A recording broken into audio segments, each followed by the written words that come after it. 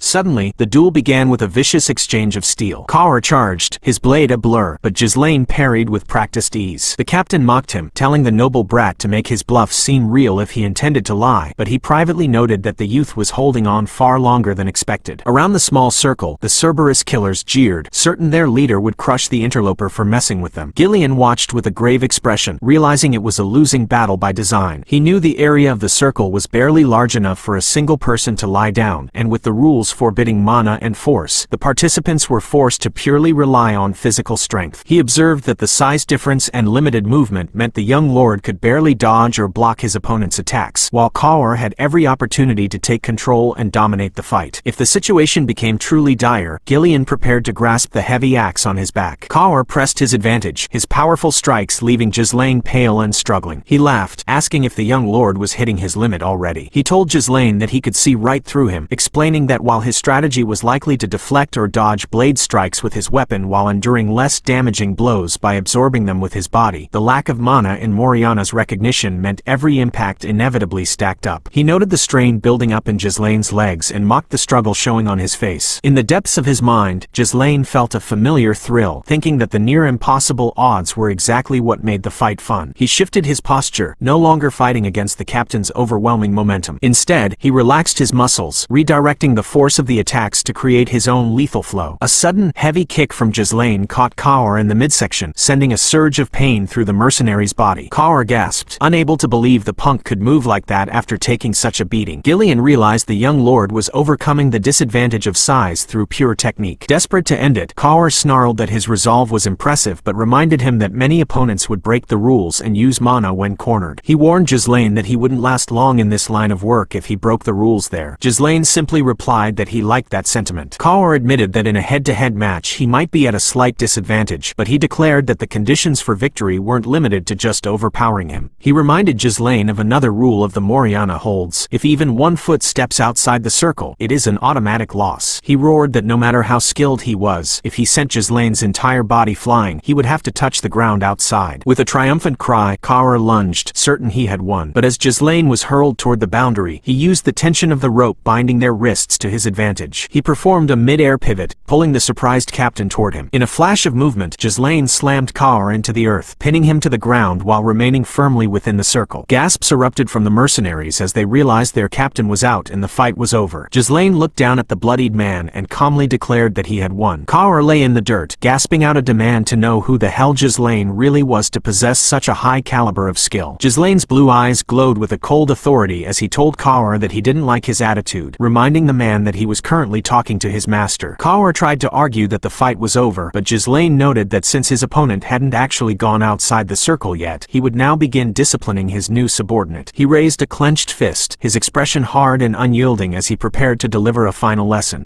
With a series of powerful, focused strikes, he pummeled Kaur's face, sending sprays of blood across the parched earth. Kaur let out a ragged cry of pain, begging for him to stop and reminding him that the rules of Moriana's recognition demanded that the fight end when someone stepped out of the circle. Ghislain's eyes remained icy and detached as he delivered another heavy blow, mockingly asking if the captain intended to fight according to rules on an actual battlefield as well. Kaur spat blood and called Ghislain a total lunatic, wondering how a noble could act with such savage lack of restraint. The surrounding mercenaries watched in stunned silence, some wondering if it was right to let the young lord continue while others noted that the bet was already decided. Ghislain ignored the murmurs, reminding Kaur that he hadn't actually physically left the circle yet. In a final act of desperation, the captain screamed for his men to kill the boy. The mercenaries hesitated, then began to step forward, but Gillion intervened instantly. He slammed his enormous axe into the ground with a deafening impact, a dark and oppressive blue mana radiating from his body. He declared with absolute stone-cold authority that anyone who tried to hinder the young lord's disciplinary measure would be killed on the spot. The mercenaries froze, paralyzed by the overwhelming aura of a legendary master. Panting and broken, Kaur looked up with a bruised eye, thinking to himself that every noble he had ever met before was nothing more than a loser. He remembered the overconfident pigs, the traitors, and the narcissists he had preyed upon, recalling how simple scare tactics had worked wonders to drain their pockets. He had earned his title of Mad Dog because of his ruthlessness, yet he could not fathom how he was now losing to a noble brat like this. The mercenaries watched their broken captain with mounting dread, fearing he would die if the beating continued. Ghislain looked at the man's battered face and wondered if that was finally enough. He turned his gaze toward the silent circle of warriors and commanded them to bring him water, a bandage, and a towel. When they hesitated in confusion, he pointedly mentioned that their captain would die at this rate if they didn't act. The survivors snapped to attention and scurried to follow the orders of their new master. Gillion watched the scene with a grim sense of pride, realizing that in a world where fists were the only law that mattered, the young lord had engraved the truth into their heads using the most surefire method possible. He had shown them exactly who the boss was. A short time later, Ghislain sat at the table in the main tent, pointing at a contract and demanding a signature. Kaur sat across from him, his face swollen and heavily bandaged, and offered a resigned grunt before signing the parchment. When Ghislain looked at him with an expectant, blue-eyed stare, Kaur quickly corrected his tone, stammering that he looked forward to working with the young master from now on. Ghislain smiled, noting that they were now family, and reached out to shake the captain's hand. He stated that he also looked forward to their mutual cooperation. A few days later, a massive gathering of 200 mercenaries assembled at the outskirts of the Perdium territory. The men were restless in the early morning air, yawning and complaining that they needed lunch to even begin working. Rumors spread among the ranks that their employer was a spoiled young lord, and many of the warriors laughed derisively, questioning if a brat could ever hope to manage seasoned mercenaries. A giant of a man with massive, bulging muscles named Gordon the Muscle clapped his hands together to get their attention. He argued that to handle a brat of an employer, they needed a representative to look out for their interests. He proposed himself for the role, intending to unite their voices to achieve the results they desired. Privately, he shared his plan to pressure the boy for extra compensation to line their own pockets without actually working hard, an idea his peers found highly reliable and entertaining. Gordon mocked the idea of serving a weak noble, boasting that his build was perfect for such intimidation tactics. As a lone figure on a white horse appeared in the distance, Gordon gathered his men to set up a scary environment and teach the noble how tough the world truly was. However, as the group drew closer, Gordon's smug grin vanished. He saw that behind the young lord rode Gillion and the entire Cerberus mercenary group, identified by their distinctive dog snout-shaped helmets. The mercenaries gasped in terror, wondering if those crazy dogs were actually following the child and what on earth he could have done to tame them. Ghislain reined in his horse before the trembling giant and asked if he was the representative. Gordon stammered a nervous confirmation, identifying himself as Gordon the Muscle. Ghislain looked him over and remarked that it was a cool name, casually patting the massive man on the shoulder. He formally introduced himself as Ghislain Perdium and commanded Gordon to gather the men and prepare for the journey ahead. He looked toward the dark tree line on the horizon and announced with absolute certainty that they would now begin pioneering the Forest of Beasts.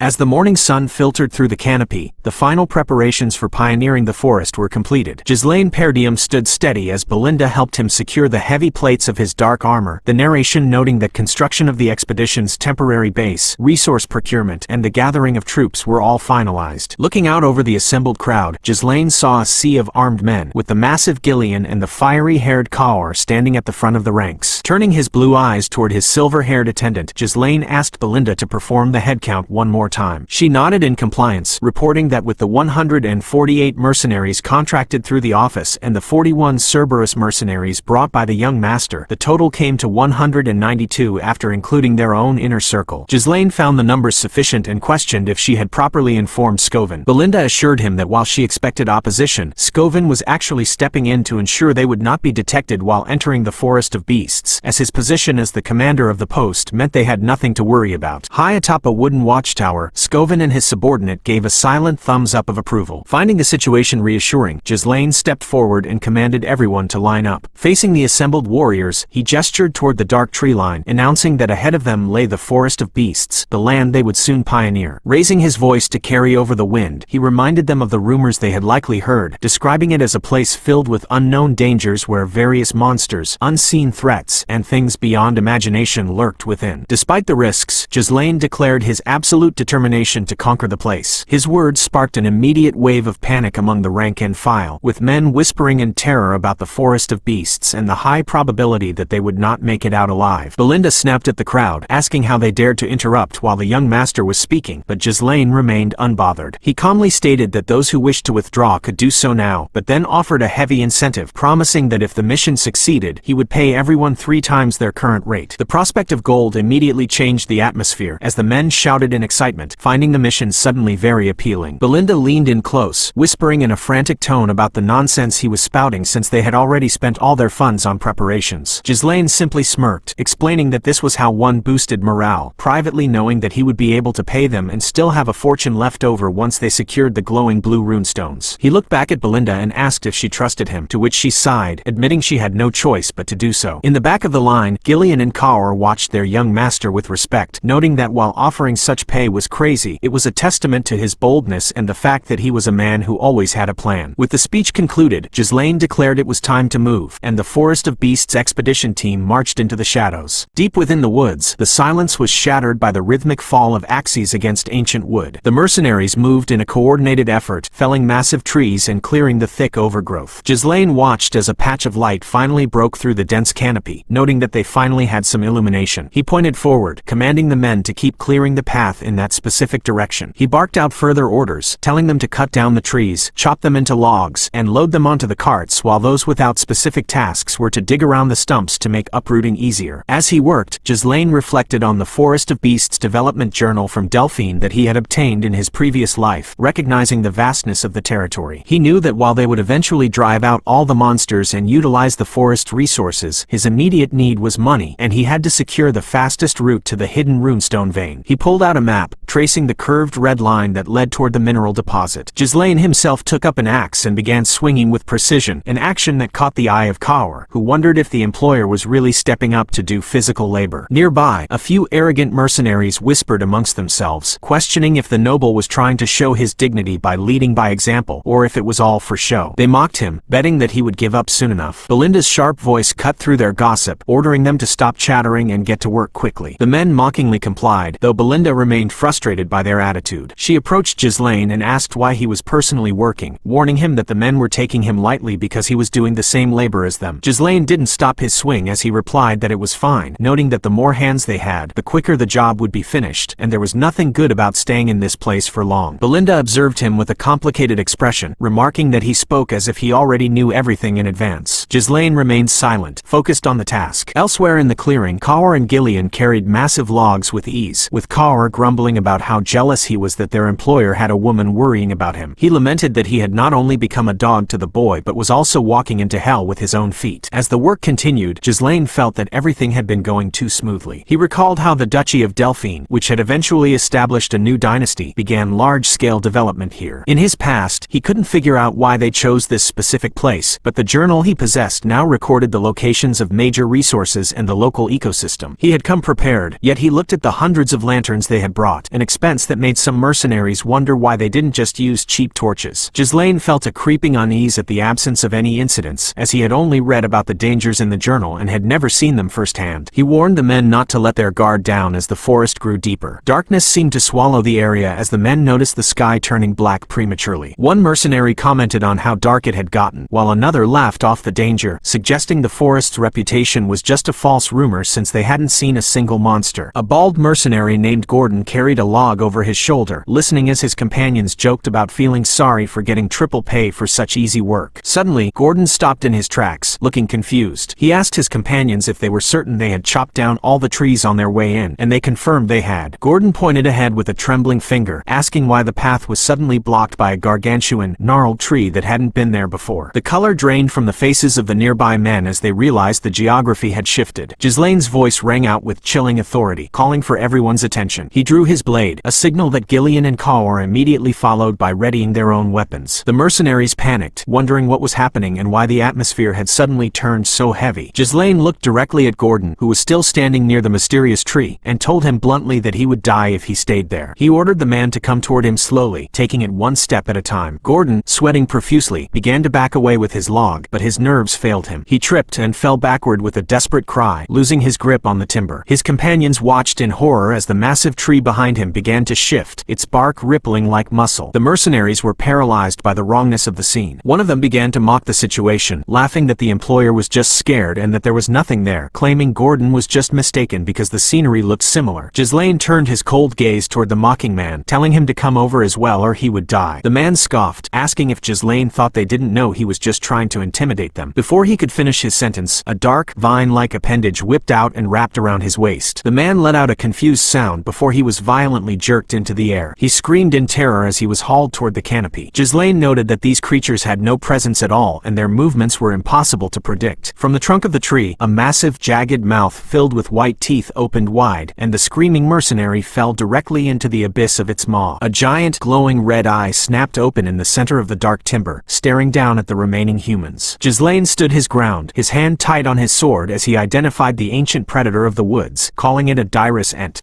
The forest floor transformed into a nightmare as the towering dirus ents fully revealed themselves, their red eyes glowing with predatory hunger. Panic erupted instantly among the ranks, with men screaming in terror at the sight of the monsters and shouting for everyone to run before they were eaten alive. One of the massive creatures lashed out with a thick, rope-like vine, snatching a man from the ground and pulling him toward its gaping, tooth-filled maw. Gordon groaned in agony as he was hoisted into the air, desperately calling for help. A nearby mercenary swung his axe with all his might to save save him, but the blade simply bounced off the wood, leaving the man shocked by how sturdy the vine actually was. Just as Gordon was about to be swallowed, Ghislain lunged through the air, his blade glowing with a sharp blue radiance. With a single, fluid strike, he severed the vine and sent the monster reeling. Seeing the men paralyzed by fear, Ghislain commanded them to get themselves together, warning that they would only be easier targets if they remained spread out. He ordered them to raise their shields and form a tight formation to ensure no one else was caught by the vines, telling them to focus entirely on defense until his next order. The men responded with a desperate compliance, blocking all directions as they swore they wouldn't die in such a place. Turning toward the red-haired captain, Ghislain asked Kaur if the oil lamps were ready. Kaur confirmed they were all there, finally realizing why the young master had brought so many of them. Ghislain gave the command to burn them down, telling the men to light the lamps and hurl them at the monsters. The mercenaries threw the first volley, but the Dirus Ents were quick, swatting the lanterns out of the air with their branches before they could break against the trunks. Kaur and the others realized with a grimace that they couldn't burn them down if the lanterns never hit their mark. Sensing the shift in the battle, Gillion stepped forward with a massive axe, the weapon glowing with mana as he cleaved through the air, while Belinda moved like a silver blur, her daggers striking the Ents with lethal precision. Ghislain quickly adjusted the plan, telling Gillion and Belinda to protect the Cerberus mercenaries while they prepared to throw more lamps. Declaring that he would draw the monster's attention himself, Ghislain charged forward. Belinda's voice was filled with worry as she told the young master to watch out, but he was already dancing through a storm of lashing vines. He moved with the grace of a master, his sword cutting through the wood like paper as he dodged every strike. The regular soldiers watched in awe and fear, certain their employer was about to be stomped on as all the monsters turned their focus toward him. Belinda saw the opening she needed and screamed for the men to throw all their lamps now, certain it would work this time. A wall of fire descended upon the distracted Ents, the oil-slicked flames finally taking hold of their thick bark. Kaur and his men kept throwing without pause, determined to burn them to ash. The mercenaries cheered as the monsters were engulfed in an inferno, believing that the monsters were nothing more than simple trees that were weak to fire. However, Ghislain remained grim, telling them not to let their guard down because the battle was not yet over. A sudden, massive eruption of white steam filled the clearing, rising like a pillar and extinguishing the flames. The men whispered in confusion, wondering if the fire had been put out or if it was just steam. Gillion and Belinda rushed to Ghislain's side as he explained the nature of the beast, stating that while the shells were weak against fire, the moist flesh inside was reacting to the heat and causing the steam. From the charred husks of the trees, grotesque, purple-fleshed monstrosities emerged, their flower-like heads opening to reveal circular maws of endless teeth. The soldiers trembled at the sight of the creature's true appearances, but Ghislain raised his sword high into the air. He called for everyone's attention, commanding them to raise their weapons. He declared that from now on, they were in a close-quartered battle, and with his eyes glowing with lethal mana, he gave the final command to charge as he dove headlong into the fray.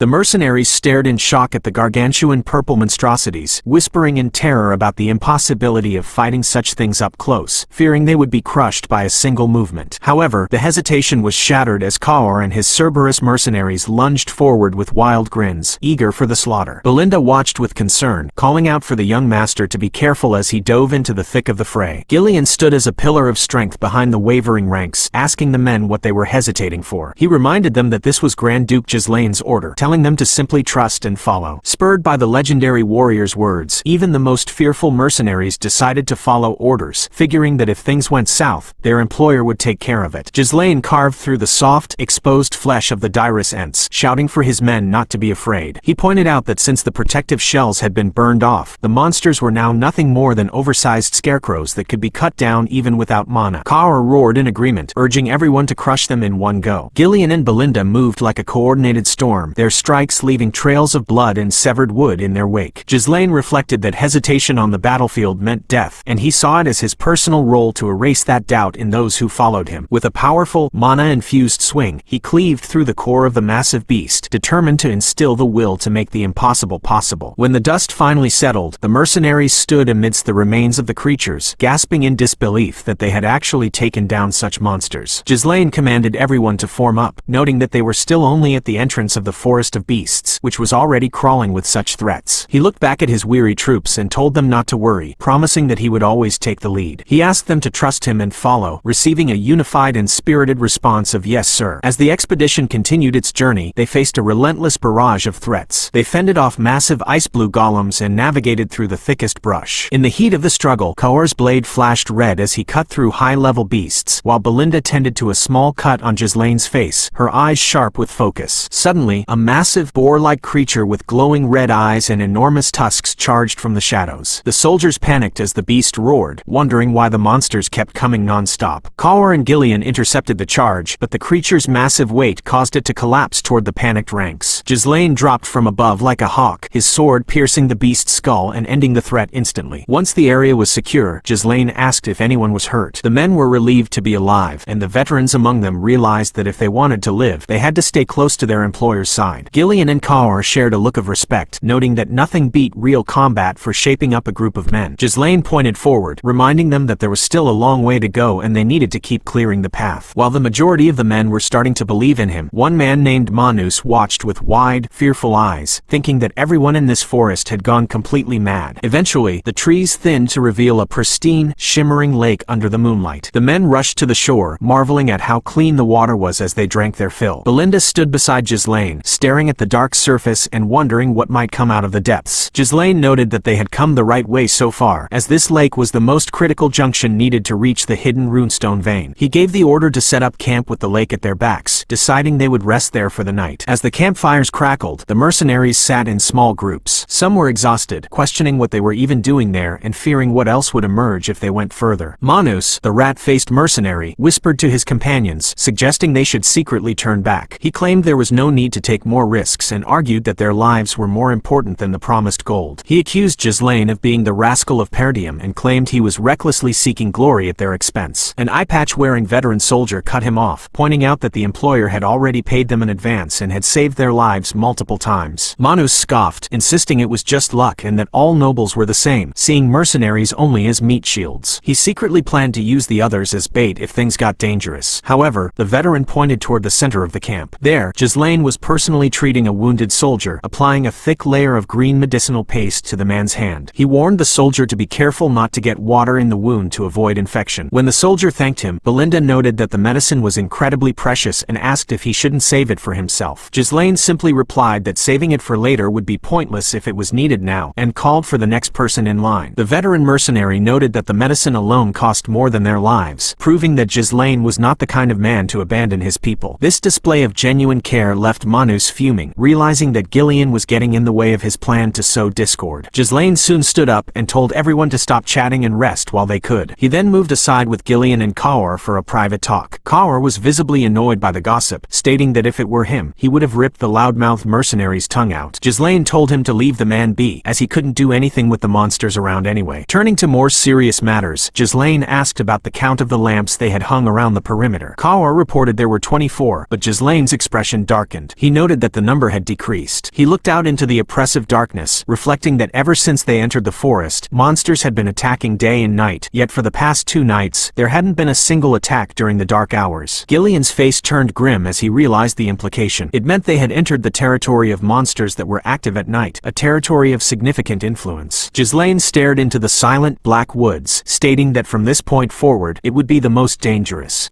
Under the silent watch of the moon, the camp lay shrouded in a heavy, unnatural stillness. Gordon, the massive mercenary, lay resting until a sudden warmth flickered across his face. He blinked his eyes open, confused by a strange glow, and found a lantern hovering in the air directly before him. His confusion turned to pure terror as the lantern was jerked away into the void by an unseen force. Gordon scrambled backward in the dirt, asking what in the world was happening as the light vanished into the trees. From the pitch-black shadows, a cluster of predatory red eyes glared back at him, their gaze cold and malevolent. Gordon swung his mace wildly, screaming for the monsters to get away from him and stay back. His frantic shouts woke the entire camp, but when the other mercenaries arrived, they saw nothing but empty air. They questioned Gordon's sanity, asking what was going on and suggesting he might have had a nightmare because they had been dealing with so many monsters lately. Gordon insisted there was a monster beside him just a moment ago, but looking around at the empty clearing, he began to doubt his own eyes. A tall, silver-haired mercenary stepped forward, confirming that it was not just sleep talking. He explained that he had woken up because he felt a strange presence and then saw a lantern disappear right before his eyes. The camp erupted into a chorus of fearful murmurs, with men reporting they had heard creepy laughter and felt as though they were being watched. Ghislain walked into the center of the camp with Gillion and Kaur at his side, acknowledging that the mercenary had seen right through the deception. With a calm but firm tone, he ordered everyone to gather up. Inside the command tent, Ghislain laid out the grim reality, explaining that the monsters had likely been following them since they reached the lake. He identified them as Falors, the hunters of darkness that dominated the nights of this forest. He described their ability to melt into the shadows, making them invisible to the naked eye and immune to standard physical attacks. He revealed their cruel hunting method, using hundreds of their kind to slowly steal every light source, luring their prey into total darkness where they excelled at killing. The news that hundreds were surrounding them sent a shiver through Gordon and the others. Kaur, ever the aggressor, suggested they strike first before the monsters could toy with them any further. However, Ghislain disagreed, stating they would wait for the Falors to start their attack to find the best timing for a counterattack. Belinda pointed out that they had already lost more than half their lanterns and worried that waiting would only make them more vulnerable. Ghislain countered that attacking recklessly would only stimulate the monsters' sadistic tendencies, and he intended to wipe them all out at once. Gillion questioned if such a feat was possible against hundreds of invisible foes, and Ghislain confirmed it with a sharp nod. He asked Belinda if the magic scrolls were prepared, and she confirmed they had been distributed to each mercenary. Ghislain used his sword to draw a tactical map in the dirt, explaining that the herd of Falors had surrounded them from 3 directions while stealing their lamps to tighten the position. He noted that while they were vastly outnumbered, setting up camp with the lake at their backs prevented them from being surrounded from all sides. He smiled confidently, stating that they actually held the initiative in this fight. He divided the forces into 3 distinct groups: the defenders who would take on the brunt of the attacks, the crossbow units who would halt the enemy's progress, and the elite assault unit consisting of himself, Gillion, Kaur, and Belinda. He explained that the defenders and crossbowmen would hold the middle while the assault unit flanked from the left. By surrounding the monsters in turn, they would secure victory. While the men doubted if such a plan was even possible, Gillion believed it could work if the center held. Belinda questioned how they would handle the physical immunity again, and Gillion suggested using mana, but Ghislain revealed that the magic scrolls were their true trump card. As the final lantern flickered and died, the darkness became absolute, broken only by the crimson glint of hundreds of eyes. The shield wall braced as the men shouted for everyone to stay in formation and not split up. Something massive and unseen slammed into the line, and the men cried out in fear as the very last of their light was taken. Ghislain stood ready, recalling the Delphine Pioneer Journal, which stated that Falors were extremely vulnerable to light. He held up a magic scroll, and as it glowed with a blinding blue mana, he gave the command to activate them now. All at once, the mercenaries triggered their first circle light magic scrolls, and a dome of brilliant radiance repelled the darkness. The soldiers gasped in horror and realization as the light revealed hundreds of grotesque, eel-like monsters with multiple red eyes and gaping maws that had been surrounding them the whole time. Ghislain didn't give them a moment to hesitate. As the true appearance of the enemy was laid bare, he pointed his glowing sword forward and ordered the assault units to charge. Ghislain, Kaur, Belinda, and Gillion lunged into the mass of monsters, their weapons ready to carve through the now vulnerable hunters of darkness. Ghislain led his elite warriors directly into the heart of the shadow creatures. The young master gripped his massive, blue glowing blade, diving headlong into the mass of Falors. He noted that while these hunters possessed the uncanny ability to assimilate into the darkness, their actual physical defense was extremely weak. With his current team, he was confident they could pierce through the enemy ranks in no time, ordering his companions to cut their numbers down as much as possible. Gillion moved like an immovable mountain, drawing the creatures' attention and keeping their aggression focused entirely on him while his massive axe carved through the air. In the meantime, Kaur lunged into the fray with a wild grin, his dual blades disrupting the monster's formation with chaotic, high-speed strikes. Belinda remained light on her feet, providing lethal support by creating openings with her daggers and mana-infused movements. She called out to the young master, watching as he unleashed a devastating arc of blue light. Ghislain reflected that this was the true elite power of Perdium, a force capable of turning the tide of any nightmare. Away from the elite group, the main line of defenders struggled under the relentless pressure. The mercenaries fended off the lashing, eel-like monsters, their shields clattering under the weight of the assault. The crossbow units shouted in desperation, realizing they had run out of arrows and were being overwhelmed by the sheer number of foes. Just as the line was about to break and the men screamed in terror, the assault unit smashed into the monster's flank. Ghislain arrived at the front, telling the weary men they had done well. The mercenaries cheered, shouting that the employer had arrived and they were saved. Ghislain didn't let up, commanding the troops to widen their formation and surround the Falors from all directions.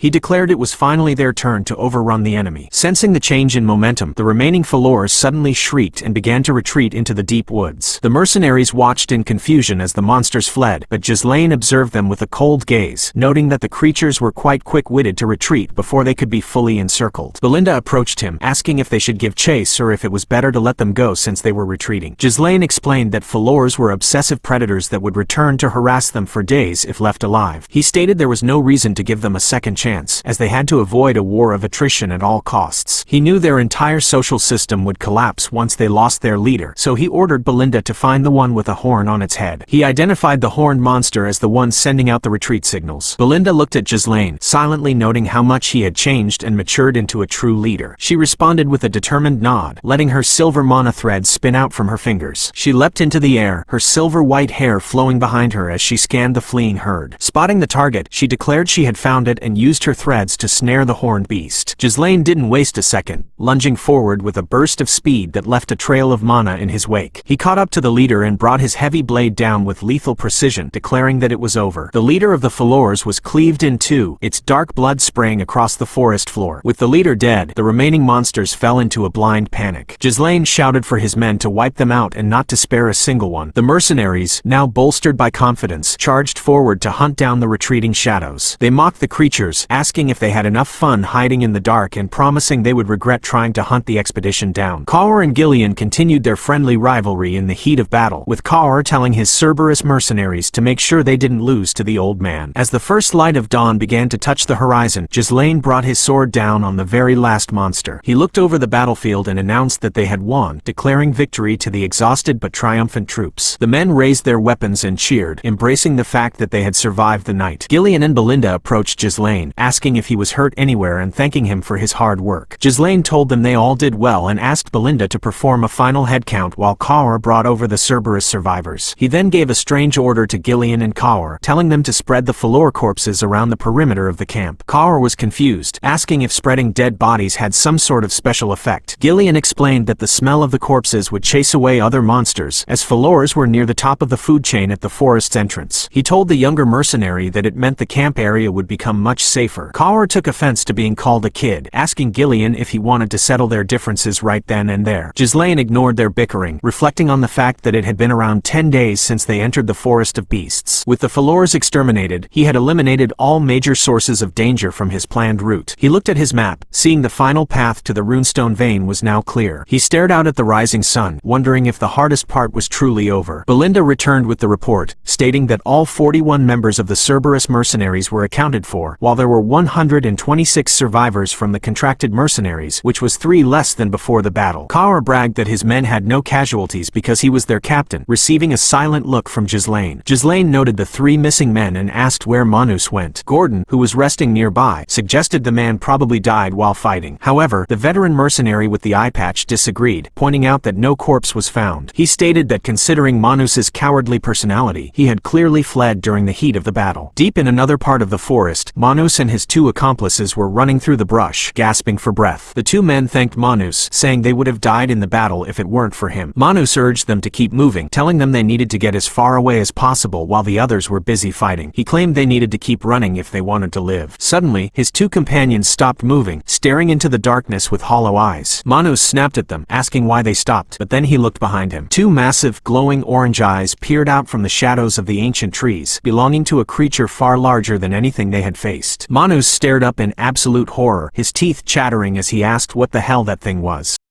In the quiet aftermath of the battle, logs were hoisted onto wagons as the mercenaries worked with a newfound fervor. Kaur observed them with a mix of surprise and respect, noting that they were working together perfectly without a single order being barked. He remarked that he had never seen those lazy mercenaries work this hard before, to which Gillion added with a smirk that they had truly changed, unlike a certain someone standing right next to him. Kaur brushed off the old man's teasing, turning his attention back to Ghislain. He asked if the youth planned to let the mercenaries go once the expedition was finished, suggesting it would be a pity to only put them to use once. Ghislain reassured him, stating that he intended to hire them all as his private mercenaries. He understood that while mercenaries usually lacked organizational skills, these men had surpassed their limits through the life or death experiences they gained in the forest. To Ghislain, they would serve as an excellent foundation for expanding his future power. A mercenary named Gazelle reported that the Falor corpses had been scattered along the path as instructed. Kaur praised the work, noting that the effect of the corpses was as potent as Ghislain had predicted. They hadn't seen a single monster since leaving the camp. Ghislain, however, remained vigilant, hoping that his lingering unease was merely a needless worry. His thoughts were interrupted by Belinda's return. She dropped from the trees, reporting that she had seen something significant up ahead. Ghislain's eyes sharpened as he commanded the men to pave the path with all their might, declaring that they were almost at their destination. As they broke through the final thicket, a massive, luminescent glow filled the air. The mercenaries stood in stunned silence before a gargantuan cavern teeming with massive, glowing blue crystals. Ghislain confirmed their success, identifying the site as the reason for the entire expedition, a highest-quality runestone mine. Kaur and Gillion were floored by the sheer wealth, with Gillion remarking that the young master always acted with reason. Belinda wondered aloud how he could have possibly known about such a place. The mercenaries began to celebrate, dreaming of the riches they would obtain once they returned home. However, a chilling voice suddenly echoed through the cavern, telling them they wouldn't be going anywhere because it was all over now. To their horror, the speaker was Manus, but his face was a decaying, blackened mask of death. Before anyone could react, the figure of Manus was obliterated in a sudden explosion of white mist. Ghislain immediately ordered everyone to step back, swinging his heavy blade in a wide arc to clear the air. As the mist dissipated, the true horror of the cavern was revealed. Thousands of corpses, both human and monster, were piled high amidst the crystals. Ghislain realized that the harmful gases from the rotting bodies had been hidden by the fog. He deduced that they had stumbled into the nest of a high-class monster, something the records in his previous life hadn't mentioned guarding this specific mine. He shouted for everyone to pay attention and prepare for battle, but he was interrupted by a towering presence. Emerging from the shadows was a colossal red serpent, its many eyes glowing with a malevolent light as it loomed over Ghislain. He screamed for his men to scatter as the beast lunged. Ghislain leapt into the air, his blade glowing with mana as he struck the serpent's head, but the weapon only managed to leave a shallow scratch. Kaur and Gillion watched in disbelief, shocked that even with mana, the creature's scales were nearly impenetrable. The monster hissed, spraying a geyser of corrosive green poison that Ghislain barely evaded. The serpent slammed its massive body down, sending shockwaves through the cavern and forcing Ghislain to block with everything he had. He was pushed back through the piles of bones as Belinda screamed out for him. The regular mercenaries were in a full-blown panic, terrified by the serpent's sheer size and its attempts to squash them all into the dirt. Gillion and the others tried to hold the line, but the chaos was absolute. Ghislain stood amidst the bones, his blue eyes glowing with a cold, focused light. He identified the beast as a blood python, a creature he once considered impossible to hunt during this phase of his journey. He knew that logic dictated a retreat, as the chances of winning were incredibly low. However, he realized he had no time for delays. If he gave up now, everything he had sacrificed and built would become meaningless. He crushed a mana crystal in his fist, his heart and mana core erupting with a violent, glowing red intensity. With his resolve hardened by the weight of his past and future, he told the monster not to get in his way, declaring that he had far too many things on his back to fail now. A violent surge of pink mana erupted from his chest as he unleashed his third core, his eyes glowing with an intensity that matched the swirling energy. The blood python hissed, its red eyes narrowing as it prepared to strike. Ghislain lunged forward, his blade leaving a glowing trail as he slashed at the creature's massive neck. The serpent retaliated with a blindingly fast tail sweep, which Ghislain blocked with a heavy groan, the force of the impact vibrating through his entire frame. The monster let out a deafening roar that shook the very cavern. In the heat of the struggle, Ghislain reflected that even when winning was unlikely, there were battles that one must not avoid. He thought of the weight of responsibility and the throne he was meant to protect, realizing that now was the time to fulfill his duty. He launched himself high into the air, aiming for the beast's head. Despite the ferocity of his assault, the blood python showed no signs of faltering. Ghislain's mind raced, realizing that keeping his third core active for a long period was far too risky and that his mana would be depleted before he could kill the monster at this rate. Suddenly, his elite guard and the mercenaries arrived at the front line,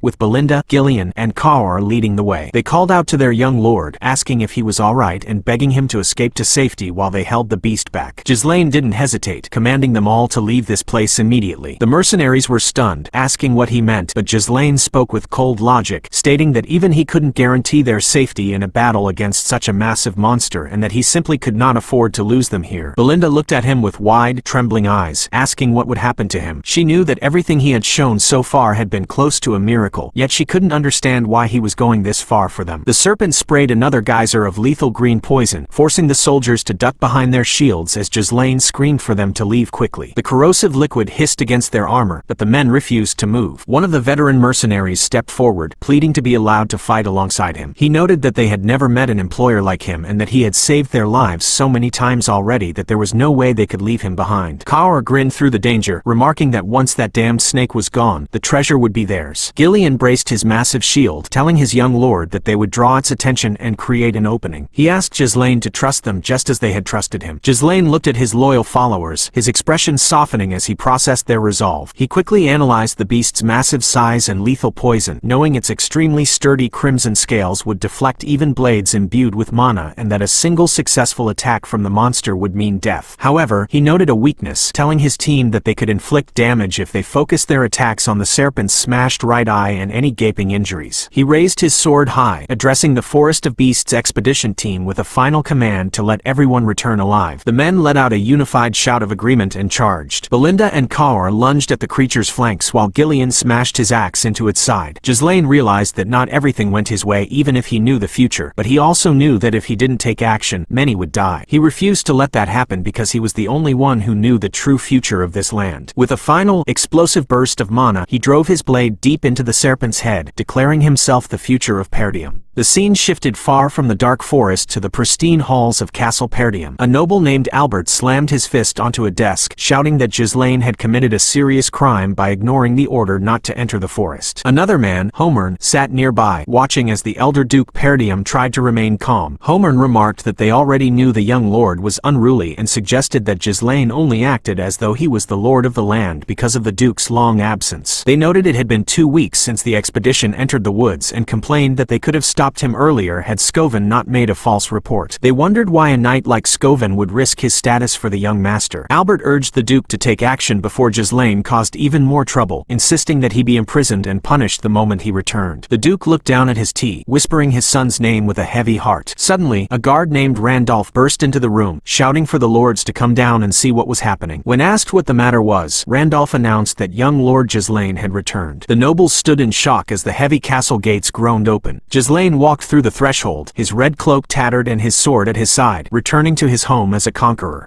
Inside the quiet, sun-drenched halls of Castle Perdium, the air was thick with a heavy silence as Duke Perdium sat across from the advisors Albert and Homern. Ghislain stood before them, his hair messy and his shirt stained from the journey, but his eyes remained calm. He looked at the older man sitting in the center and simply announced that he was home. The Duke stared back with a stern expression, reminding his son that he had clearly stated he would not permit the development of the Forest of Beasts. Ghislain lowered his head slightly, offering a soft apology but maintaining that the mission had to be done. Homern snapped at the youth, accusing him of downright ignoring his father's orders and committing a serious crime. Albert added his own condemnation, shouting that Ghislain could have lost his life and allowed the monsters to invade their territory. Ghislain countered firmly, pointing out that as they could see, he was alive and the monsters had not invaded a single inch of their land. The advisors were taken aback by his audacity, asking if he found the situation funny. The Duke leaned forward, conceding that they could let the forest incident pass since no trouble had occurred, but then he threw a letter onto the table. He asked if Ghislain had any excuse for the message from Count Rayfold. Ghislain picked up the parchment, reading the accusations that he had threatened Lady Amelia and extorted 20,000 gold from the estate support fund. The Duke warned that the Count was furious and had decided to cut off all support and cancel the engagement.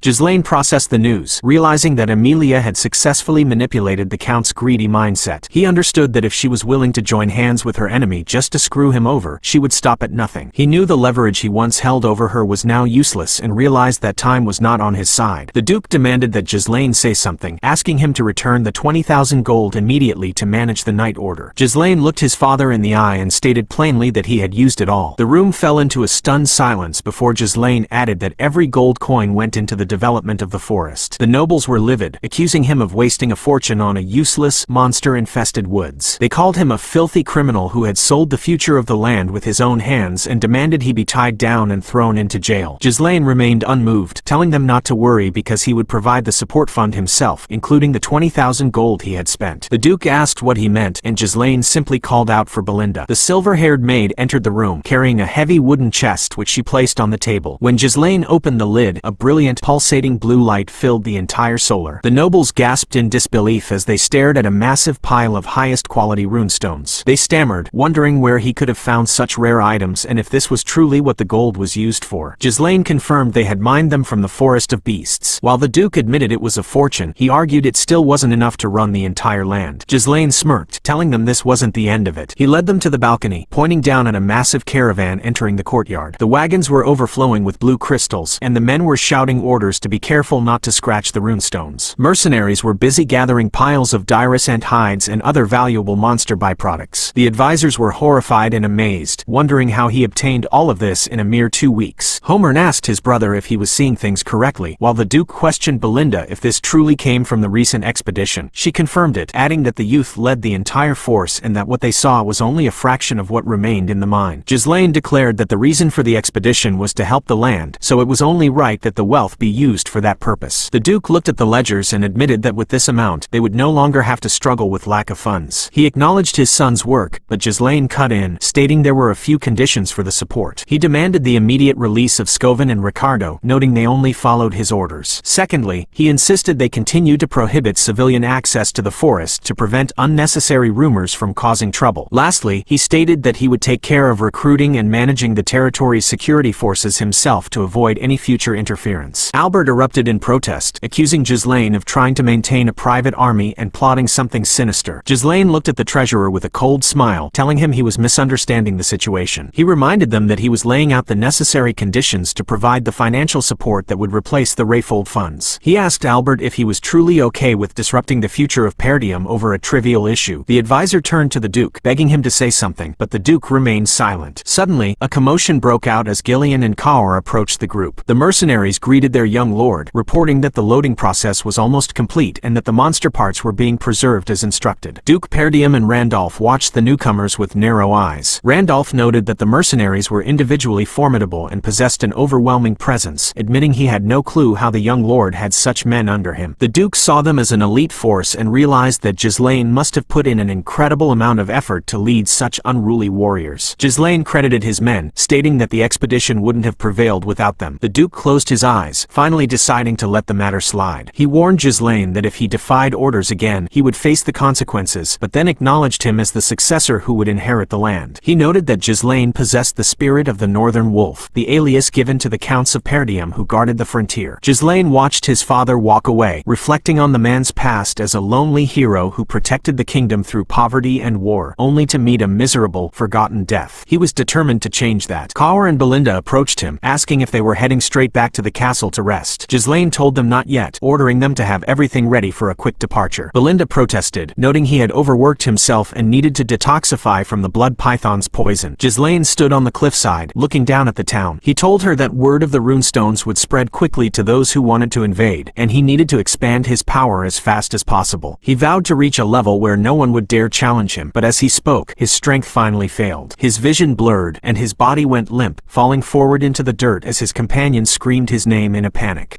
High within a moonlit spire, a messenger pigeon descended through a stained glass window, delivering a dire missive to a figure shrouded in shadow. The parchment confirmed that a portion of the Forest of Beasts had been developed and issued a chilling command to initiate a war with the Degard family and annihilate the House of Perdium. Only after the destruction was complete would the greater ducal house step in to claim the remains. The figure in the chair contemplated the annihilation of Perdium, realizing that the High Lords intended to turn the territory into a land without a master. He stood before his assembled council, declaring that the time had finally come for the ducal house to appoint a new owner for the region. When asked how many of their agents remained within the target territory, a subordinate confirmed that 2 retainers and a single knight were still in place. The leader ordered the 2 retainers to be sent immediately to the Degard territory, using the death of the supposedly missing young lord of Degard as the perfect justification to ignite a war. He then revealed that the supreme commander of the operation would be none other than Victor. The name sent a shockwave through the council, as they never expected their strongest card to be played so soon. One member remarked that if their previous agent, Frank, had succeeded, Perdium would have collapsed on its own. Another expressed concern, suggesting it was too soon to reveal such a hidden asset and questioning why the secretive ducal house was suddenly choosing to intervene so directly. The leader silenced them, stating that the discovery of the Forest of Beasts had changed everything. He declared that all decisions were made by Duke Delphine himself and commanded them not to question any orders. The blue-haired Count Harold Desmond stood tall, his amber eyes glowing with a cold light as he ordered his forces to prepare for the coming war, asking if anyone else was even aware of the shifting situation. In another part of the continent, the atmosphere was equally volatile. Emilia Rayfold let out a scream of pure fury that echoed through her luxurious estate, calling out Ghislain Perdium's name with venom. Her aide tried to comfort her as she leaned against him, trembling with rage. She lamented that the man she once called a fool had not only secured a runestone mine but had done so using her own 20,000 gold coins. She recounted her failed attempts to stop him, from sending the wildcats to finish him off to bowing her head to her own father just to cut off Perdium's support. She felt like an absolute fool, but her aide reminded her that getting emotional was unlike her. Emilia took a deep breath, composed herself, and acknowledged that what was done could not be undone. She looked over a tactical map of the north, noting that while Perdium had the stones, they had not yet sold them. She analyzed the timeline, realizing they had only secured the mine 2 days prior, which was far too little time to establish a distribution network. She intended to exploit that weakness, knowing there was only one place in the northern region with the wealth and status to buy such high-quality stones: the Crimson Magic Tower, home to a powerful 7th Circle Archmage. She reasoned that because runestones were essential for research, the magic towers would be desperate for a steady supply. She ordered her aide to set up an ambush using the wildcats along the main routes leading to the tower. Her target was not Ghislain himself, but the laborers transporting the cargo, intending to use hit-and-run tactics to isolate the shipment and steal the stones for herself. Her aide questioned the focus on the Crimson Tower, noting the Flame Magic Tower in Briven's territory was also an option. Emilia dismissed the concern, stating the Flame Tower was in decline and blinded by its past glory. She was certain that a man as obsessed with money as Ghislain would choose the better deal at Crimson. With a predatory look in her red eyes, she vowed to take everything away from him. Back at Castle Perdium, Ghislain lay unconscious in his chambers, his mind replaying the harrowing moments inside the blood python. He remembered how the predator had prepared to digest him, secreting a potent venom to dissolve its prey from the inside. He recalled how he had used the mana from his third core to burn the acid on contact, though the process created a lethal, toxic atmosphere that would have killed any normal warrior. Driven by the need to protect his expedition and his future, Ghislain had performed a feat of superhuman mana manipulation, directing the invading venom into his mana core and using its energy to neutralize the poison. The venom had served as an alternative fuel, allowing him to withstand a mana explosion and survive the impossible. When he finally opened his eyes, he felt strangely refreshed. He recognized his room and remembered the moment his father had forgiven him before the darkness took him. Suddenly, his younger sister Elena lunged at him, wrapping her arms around him in a desperate hug. She scolded him for passing out for 2 whole days without saying a word, her eyes welling with tears. Ghislain patted her head, calling her name softly before she turned and shouted to the hallway that he was finally awake. Left alone for a moment, Ghislain processed the passage of time. He realized that despite the extreme first aid he had received from Belinda, his body was in remarkably good condition. He noted that his resilience had improved significantly and, more importantly, his total mana capacity had increased. He sensed a change in the very property of his mana, wondering if the energy of the blood python had permanently fused with his own during the detoxification process. It was a method of growth he had never encountered in his previous life, and he realized that while unintentional, risking his life had been worth it. He knew this new path could make him grow dozens of times faster than before. He stood and began to dress, knowing that selling the runestones was now his top priority. He expected that news of their haul had already spread and needed to organize the mercenaries immediately. He heard a knock at the door and told Belinda she didn't need to knock, but he froze when the door opened to reveal his father, Duke Perdium, standing there with Belinda and Elena. The Duke asked if he was alright after hearing about the python incident, and Ghislain assured him he was fine. The Duke's expression remained stern as he looked at his son, stating that he had a request to make of him. Ghislain stared back, wondering what his father could possibly ask of him now.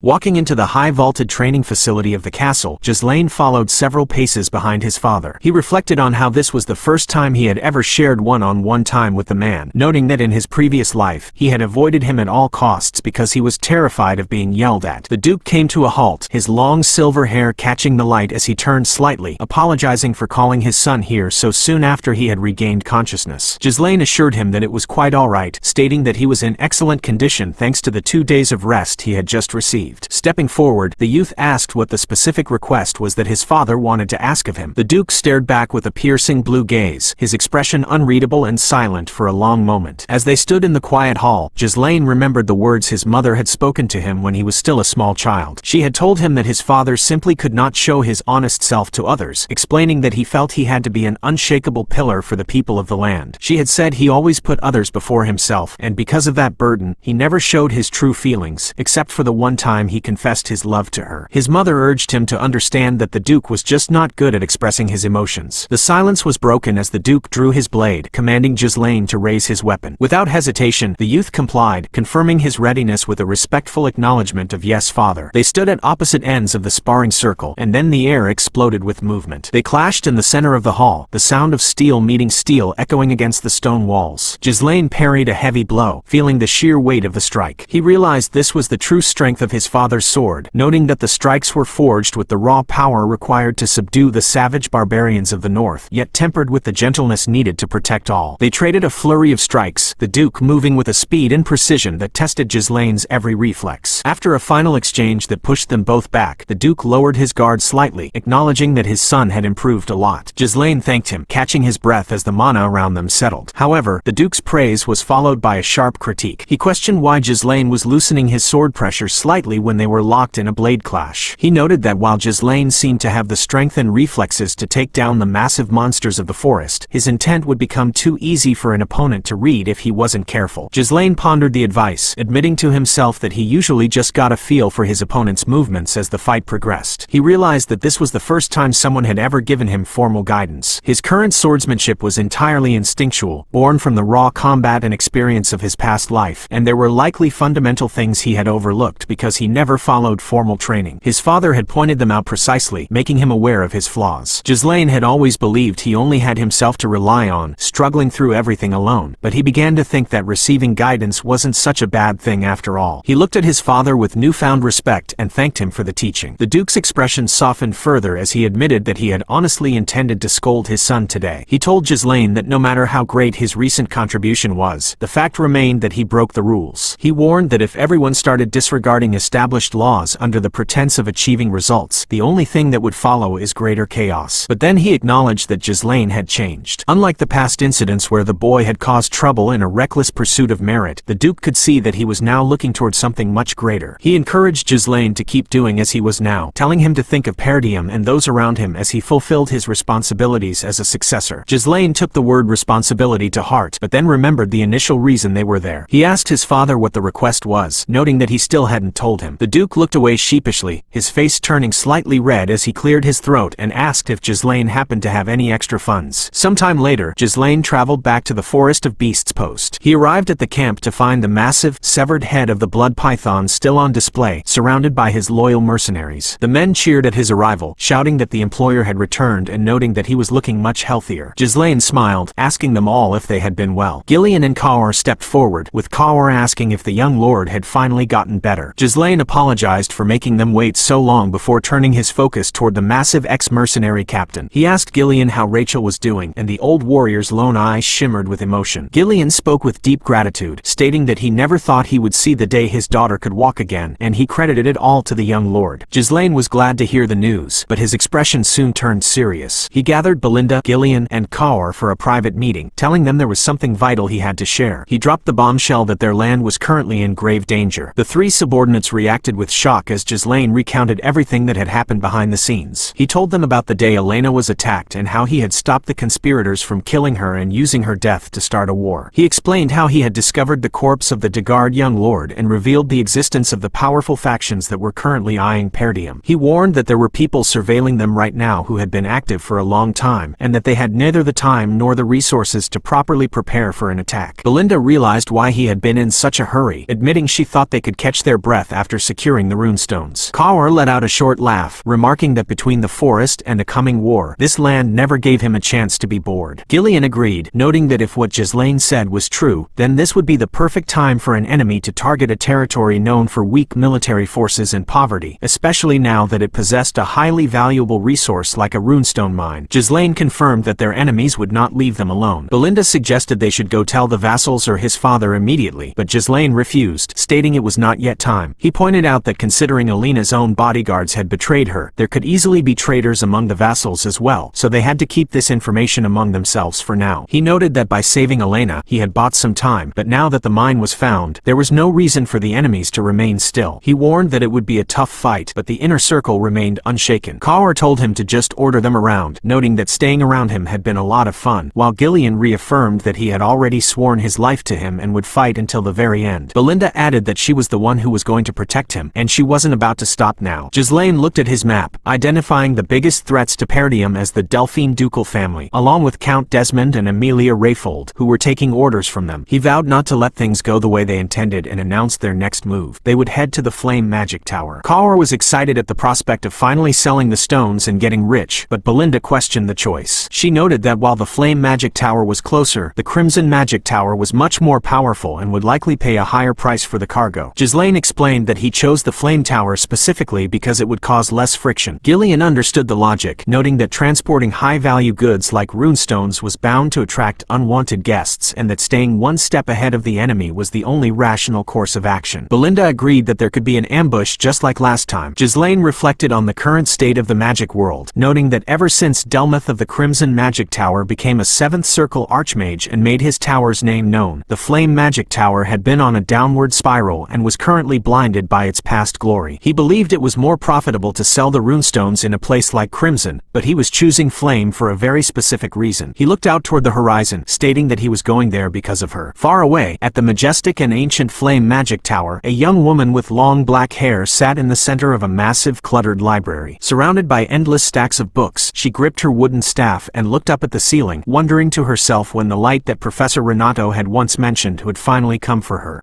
Most people miss the real story. Subscribe if you want to see everything.